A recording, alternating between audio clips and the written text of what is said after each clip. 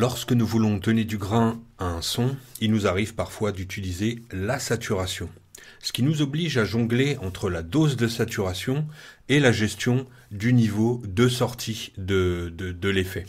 Alors, on a la possibilité dans Ableton Live de pouvoir gérer automatiquement le volume de ce fameux niveau de sortie. Alors, comment on fait ça? Alors, dans un premier temps, je vais aller chercher dans mes audio effects ici, mon saturateur que je mets en insert directement sur la piste. Alors, j'ai une piste de basse ici. Alors, mon niveau est volontairement élevé pour illustrer mon propos et faire saturer dans un premier temps ici mon master. Alors, je vais pousser le drive. Voilà, on voit qu'on prend du niveau et on sature ici, on clip ici sur la piste master. Alors, qu'est-ce que je vais mettre en place pour pouvoir gérer automatiquement ici le volume de la sortie? Je vais cliquer droit sur mon saturateur et je vais grouper ici cette piste directement ou CTRL-G sur le raccourci PC ou commande-G sur Mac.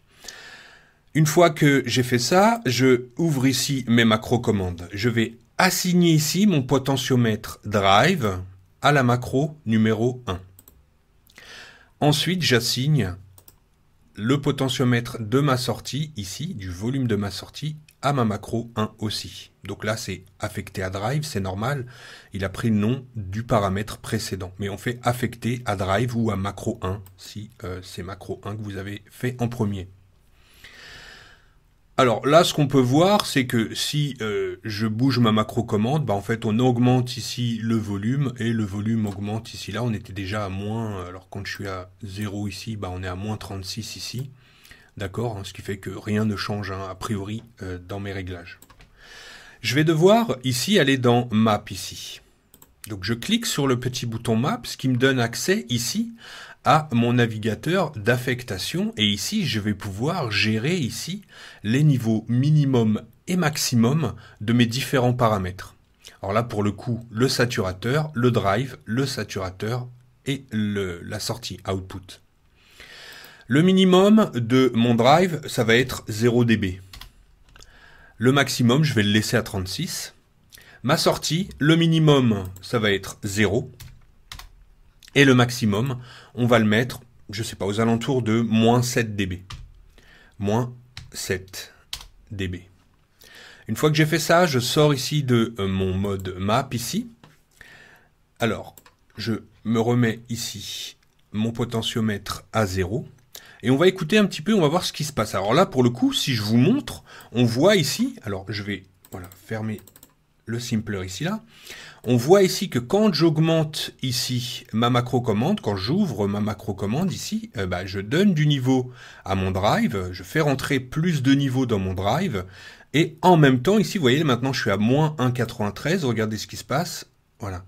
Quand j'arrive à 127 ici au niveau de ma macro-commande, je suis au maximum, moins 7 dB, ce qu'on avait tout à l'heure défini ici, moins 7 dB ici dans mon mapping. Ce qui fait que je sature mon son et en même temps, je baisse le niveau, d'accord? Je baisse le niveau en sortie. Ce qui fait que, regardez ce qui va se passer ici maintenant.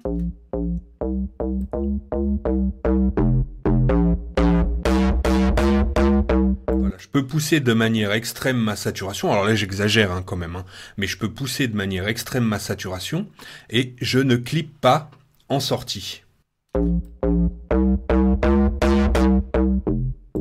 Alors bien sûr, quand on travaille, on fait en sorte de garder un bon niveau, d'accord? On va garder ce qu'on appelle sur le master du headroom, cette marge qui va nous permettre de pouvoir travailler confortablement en mastering. Là, je pousse et je travaille à fort niveau de manière, j'allais dire, voulue. Il ne me reste plus qu'à personnaliser mon audio effect track. Alors je vais lui redonner un nom tout de suite. Alors, je vais l'appeler par exemple Drive Autogain.